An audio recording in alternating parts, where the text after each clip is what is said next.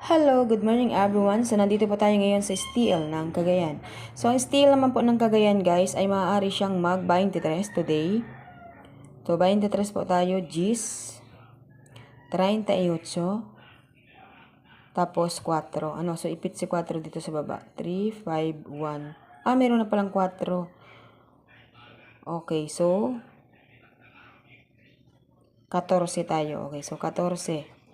Okay, 14. 23, Gis, 38, 14. So, yung next natin ay STL ng Bulacan. Sa Bulacan naman guys, maaari siyang mag-24, 16, 15, okay, 6. Okay, next, Marikina. Okay, so still po tayo ng Marikina.